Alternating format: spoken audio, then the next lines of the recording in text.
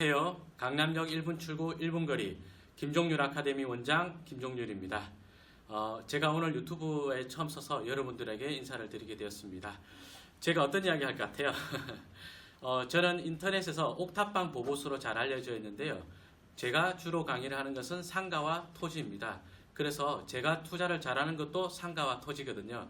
유튜브로 상가 투자, 토지 투자, 정말 리얼한 상가 투자와 토지 투자로 여러분들에게 인사를 드리도록 하겠습니다. 그러니까 저는 주택 투자 같은 것은 거의 하지 않습니다. 자, 어떤 이야기부터 한번 해볼까요? 제 소개 간략하게 드리면서 어떤 이야기를 해나갈 건지 한번 말씀드려 보겠습니다. 저는 대학에서는 경영학을 전공했습니다. 2002년도에 대학 졸업했는데요. 2002년 졸업하던 그 해에, 그러니까 그 2월에 졸업을 했는데 1월이었습니다. 1월에 제가 유통회사를 입사를 했거든요. 유통회사로 입사를 해서 그해 6월부터 점포 개발하는 업무를 했습니다. 그러면서 여러분 뭐 홈플러스, GS25, 미니스톱 이런 회사 아시죠?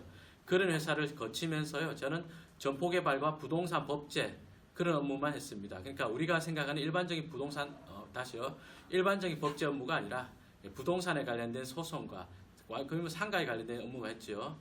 그리고 토지를 하나 보더라도요. 공법적으로 깊이 있게 들여다보기보다는 이 땅이 어떤 시장 가치가 있어서 얼마짜리 가치가 있는가 그런 업무만 열심히 했었습니다.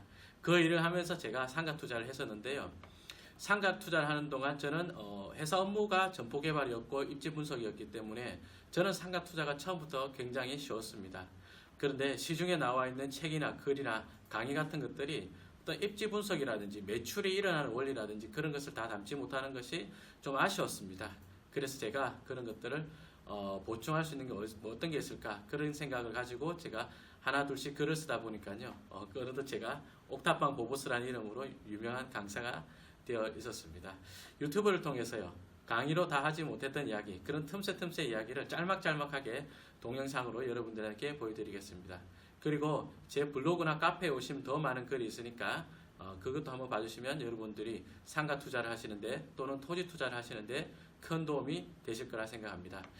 저는 지금 제가 여러분 건국대학교 아시죠? 건국대학교 부동산학과 석사과정 지금 거의 마쳐가고 있고요. 그리고 건국대 미래지식교육원에서 또 부동산 강의, 상가와 토지 강의를 하고 있고요. 이 외에도 뭐 매일경제신문사, 한국경제, 또 어디더라? 뭐 국민은행, 이데일리, 뭐 여러 기관에서 부동산 강의를 특히 상가와 토지 강의만 하고 있습니다. 그리고 뭐 다수의 학원에서도 강연과 칼럼을 기고하고 있고요. 그리고 물론 강남역 1번 출구 1분 거리에 있는 김종률 아카데미에서도 많은 강의를 하고 있습니다. 이 정도만 제 소개 마치고요. 우선 상가 강의로 본격적으로 한번 들어가 보도록 하겠습니다. 상가 투자에 대해서 한번 이야기해 볼 건데요. 여러분 시중에 나와 있는 상가 투자에 관련된 이야기들 중에 도움되는 거 있던가요? 제가 맨 처음부터 상가 강의를 해야 되겠다 또는 상가에 대했을 때 내 나름대로 목소리를 좀 내야 되겠다 그렇게 한 것이 그 원인이 뭐였냐면요. 시중에 나와 있는 지금 여러분 화면에 보시는 이와 같은 뭐 출근길보다 퇴근길 상권이 좋다든지요. 오른손의 법칙, 뭐 인근에 대형마트가 있으면 상권이 나쁘다든지 뭐 이런 잘못된 것들에 대해서 한번 내 나름대로 이야기를 개진해보자고 한 것이었습니다. 그렇게 하면서 제가 강사가 되어온 건데요. 자, 우선 여러분들에게 제대로 된 입지 분석에 대한 이야기를 해드리기 전에 그걸 해드리려면 잘못된 것부터 먼저 뽑아낼 필요가 있다고 생각했습니다. 그래서 여러분들이 알고 있는 몇 가지 잘못된 명제들, 다시요. 정말로 금과 옥조처럼 여기는 한 줄짜리 명제들 있죠. 입지 분석은 그렇게 하는 거 아니에요. 세입자가 또는 소매점이 매출이 일어나는 원리에 입각해가지고 입지 분석을 하는 것이지 한 줄짜리 명제를 하는 것이 결코 아닙니다. 어떤 것들이 틀렸는지 뭐 대강 몇 개만 한번 살펴보고요. 그리고 한번 이야기 들어가 보도록 하겠습니다. 보통 출근길 상권, 퇴근길 상권 이런 이야기 할 때요. 출근길, 퇴근길 비교하면서 뭐 퇴근길 입지가 좋고 출근길 입지가 나쁘다 그런 이야기 많이 하죠. 제가 옛날 부동산 투자를 배우기 위해서 학원을 다녔던 그 옛날 이야기입니다. 어느 선생님께서 아파트 단지 내 상가를 비교하시면서요 하시는 말씀이 굉장히 인상 깊었어요. 너무 웃겨가지고 좋은 쪽으로 인상 깊었던 것은 아니고요. 자, 화면 한번 봐주세요.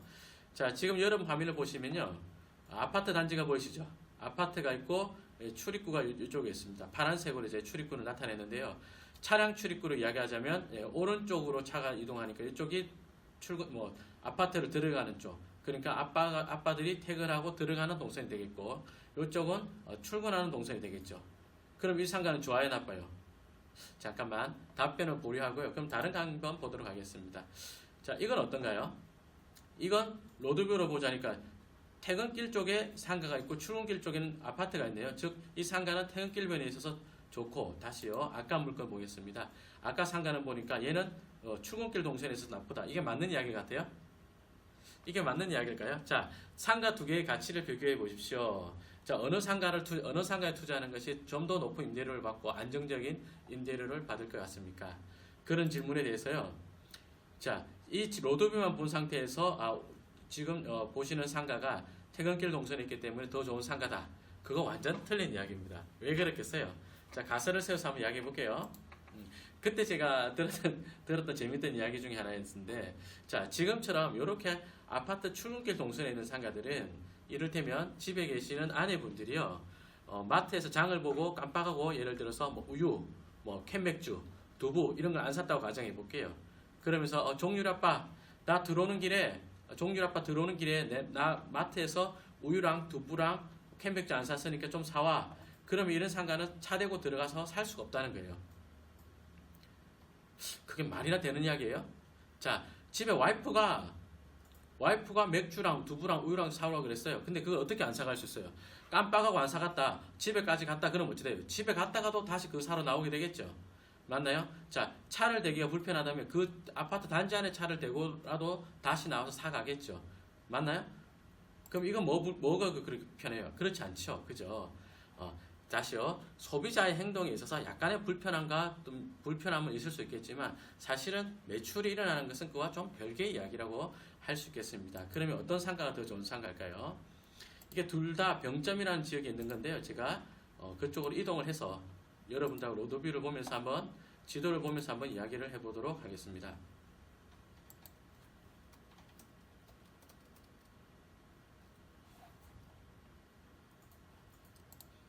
잠깐만요.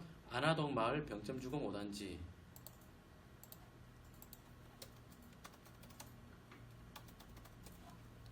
자, 살펴보겠습니다.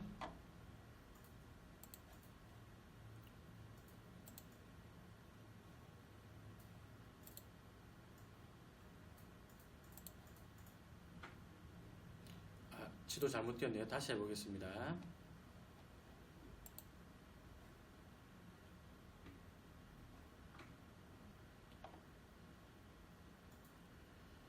자, 이렇게 보겠습니다. 지금 요게 상가인가요? 자, 로드뷰 한번 볼게요. 예. 보시면 아까 두 번째 봤던 게 이 아파트 단지 내 상가인 것 같습니다. 그죠? 자, 그럼 이 단지 아파트의 상가의 가치는 어떻게 평가해야 될까요? 아까 그 두 개를 비교하는 관점에서 한번 보도록 하겠습니다. 자, 안화동 주공 5단지 아파트 554세대입니다. 554세대고요. 뒤쪽은 공원으로 막혀 있습니다. 병정 근린공원으로 막혀 있고요. 자, 그리고 출구는 지금 다시요. 경매가 아니라 로드뷰로 봤던 자리에 상가가 안 있고, 그리고 이쪽에 반대편에 출입구도 있습니다. 반대편 출입구 한번 가서 보도록 할게요. 로드뷰 보니까 반대편에는 상가가 없습니다. 자, 그렇다면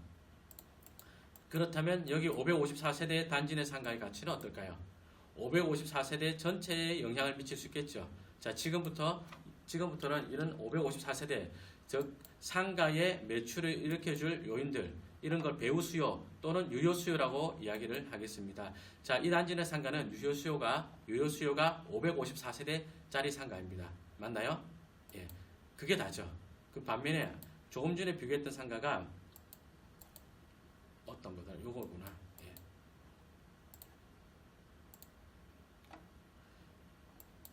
자, 지금 이 상가는 어떤가요? 지금 이 상가는 출근길 변에 있다. 그래서 나쁜 상가다. 아니요.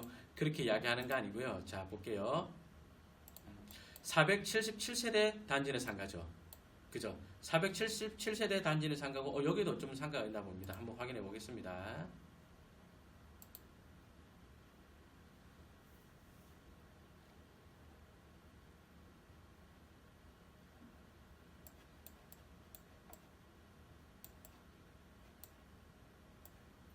단지 내 상가가 이쪽에도 있다. 그죠? 이쪽에도 단지 내 상가가 있습니다. 다시 로드뷰 돌아와서 로드뷰를 지우고 비교해 보겠습니다.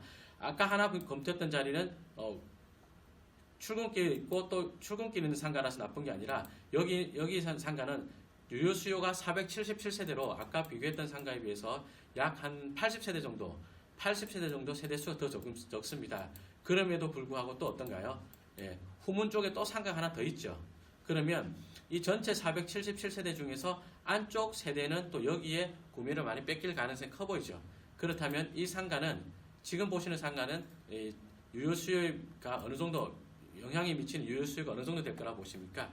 전체가 477세대니까요. 제가 볼 때는 한 350세대 정도 되지 않을까. 예, 5개 동이 477세대니까요. 한 3개 동, 3개 반 정도 영향력을 미친다 봤을 때 한 350세대 정도 되지 않을까. 그렇게 예상합니다. 그에 비해서 얘는 554세대 전체에 다 영향을 미칠 수 있는 상가, 단지 내 상가죠. 맞나요? 이게 입지 분석이죠. 자, 상가 투자로 들어간다면 이제 어떻게 더 들어가야 될까요? 자, 상가 투자라는 것은 어떤 건가요? 그래서 이 단지 내 상가를 여러분이 구매를 결정을 할까, 구매에 대해서 고민을 한다면 554세대인 단지 내 상가에서는 임대료를 얼마나 받을 수 있을 것인가. 그리고 350세대인 사실상의 350세대인 이런 단지 내 상가에서는 임대료를 얼마나 받을 수 있을 것인가. 예, 이렇게 평가를 해 들어가는 것이죠. 처음부터 더 깊이 있게, 아주 깊이 있게는 들어가지 않겠습니다. 이렇게 비교를 하는 것이 입지 분석이고요. 이렇게 평가를 하는 겁니다. 이게 상가 투자에 대한 상권 분석이죠. 출근길 상권 뭐 그렇게 비교하는 건 절대로 아닙니다. 자, 그러면 어떤 이야기를 한번 해볼까요?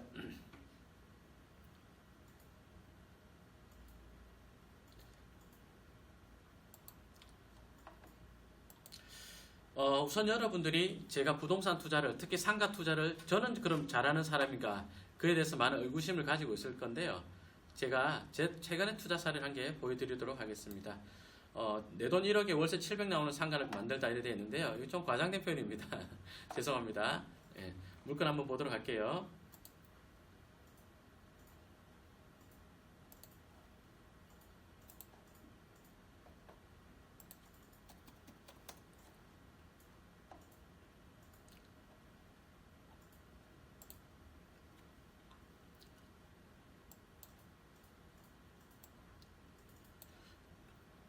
자, 다시 보도록 하겠습니다.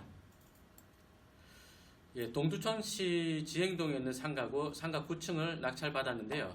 예, 김현진은 제 친동생입니다. 예, 7억 3,800에 동생 명의로 제가 낙찰을 받은 건데요. 이 상가 입찰했을 때 어떤 생각이었을까요? 어떤 계산이었을까요? 예. 우선 제가 여러분들에게 하나씩 OX로 질문을 드려보겠습니다. 여러분들도 충분히 대답하실 수 있을 겁니다. 자, 보세요. 동두천 지행동이라는 이 동네는 보니까 전철역 지행역이 있고요. 지행역에서 상가가, 자, 세로로 많이 배치되어 있나요? 가로로 배치가 많이 되어 있나요? 가로로 배치가 많이 되어 있죠. 가로로 배치가 많이 되어 있고, 자, 이 상가 지역을 이용할 유효수요는 어떻게 되어 있나요? 예, 유효수요는 남서쪽으로는, 그러니까 가로로는 아파트 단지가 하나밖에 없고요. 남쪽으로, 즉 세로로 유효수요가 늘어서져 있는 모습입니다. 자, 그리고 한 가지 더 말씀드려 보겠습니다. 자, 그렇다면 지행역을 중심으로 가운데 대로가 있고요. 이 대로를 기준으로 엎어진 디귿자 모양으로 상가가 배치되어 있는데요. 그렇다면 자, 북쪽 상가들이 입지가 더 좋을까요? 남쪽 상가들의 입지가 더 좋을까요? 그거부터 한번 비교해 볼까요? 자, 여러분 충분히 알 수 있습니다. 자, 지도를 가지고 이렇게 낮춰 볼게요. 자, 남쪽 상가 쪽은 유효 수요가 동두천 터미널까지 쫙 내려오죠. 여기까지 있고 여기 끝으로 막혀 있으니까 여기 끝자락에 있는 사람들도 여기 상가를 이용할 때, 즉 학원이라를 간다든지 생활 편의시설 이용할 때, 상가 이용할 때 이쪽으로 와야 될 것 같습니다. 반면에 북쪽에 있는 디귿자 모양의 상가가 있고 그쪽 유효 수요를 보자면 조금만 올라가니까 동두천 중앙역이 나오고 여기 또 상가 지역이 또 있죠. 그죠? 그럼 어찌 될까요? 예. 제가 판단할 때는 생년동, 부영 5단지 아파트 이런 사람들만 하더라도요. 예, 동두천 중앙역, 즉 북쪽 상권을 이용할 것 같습니다. 이쪽이 북쪽에 발달한 상가 지역을 이용할 것 같습니다. 자, 그럼 여러분이 볼 때 어떤가요? 가운데 도로를 기준으로 남쪽에 있는 상가가 좀 더 나을 것 같죠. 예, 저도 그렇게 생각했습니다. 그리고 나서 한 가지 재밌는 것이요. 아까 말씀드리기를 유효 수요가 남쪽으로 많이 있다 그랬어요. 그러니까 지금 지금 손으로 가리키는 화살표 있는 데서 서쪽으로 많이 있는 것이 아니라 남쪽으로 유효 수요가 많이 있어요. 그렇게 되다 보면요, 사람들이 내려오는 지하철을 이용하거나 상가를 이용하는 동선이 이쪽 길로 내려오는 사람 많이 있을까요?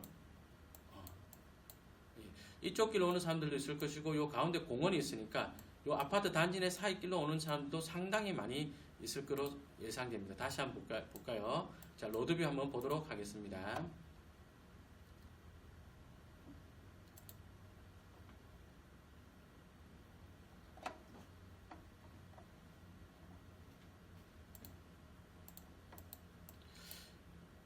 자, 동선을 살필 때 배우 유효 수요의 동선을 살필 때요. 이렇게 봤더니 이게 단지 내 사이 길 있었죠. 그죠? 이렇게 한번 더 볼까요? 이어서. 지금 로드뷰가 너무 컴컴한데요. 이렇게 한번 보겠습니다. 남이 단지로 들어왔나?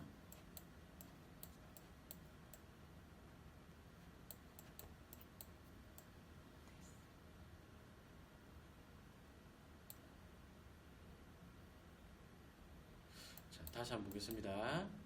보기가 편하지가 않네요. 지금 여러분 보시면 이렇게 보행자 전용도로 보이시나요? 이렇게 보행자 전용도로 보이시나요? 이쪽은 아니구나.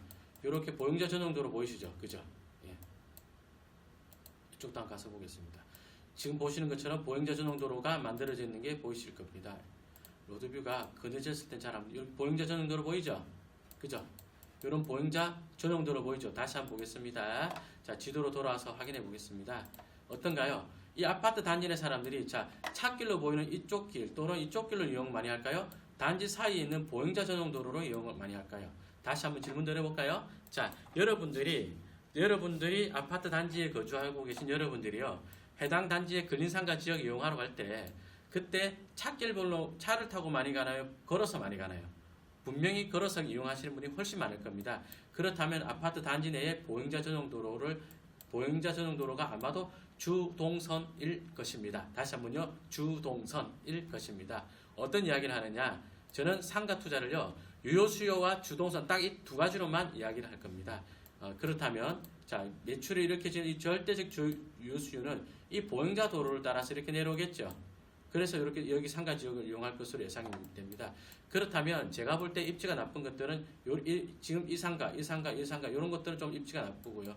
요쪽부터 요런 데 상가들이 괜찮다. 이쪽부터 해서 전철역 쪽. 그리고 이 상가도 뭐 큰 사거리에 있기 때문에 큰 사거리에 있는 입지로서 또 강점은 분명히 있을 것입니다. 적어도 제가 이 정도 상가라면 이 정도 상가라면 충분히 메리트가 있겠다, 시장 가치가 있겠다라고 판단을 했습니다. 좀 우스갯소리 한번 해볼까요? 자, 그래서 제가 이거 낙찰을 받고요, 7억 4천에 낙찰을 받았는데 제가 보증금 1억에 월세 700에 임대를 했습니다. 제가 낙찰을 받을 때는요, 여러분 입찰할 수 있을까요? 만약에 제가 여러분 중에 어느 분에게 권했다, 투자를 할 수 있었을까요? 쉽지가 않았을 것입니다. 왜 그러냐? 자, 보여드릴게요. 자, 전 소유자가 인테리어를 버리고 도망간 자리였어요.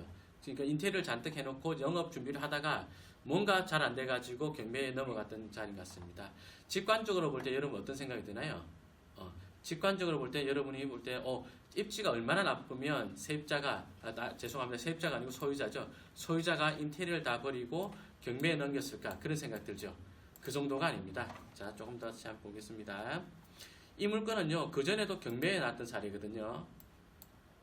보시면 종전의 경매 낙찰가가 6억 2,500입니다.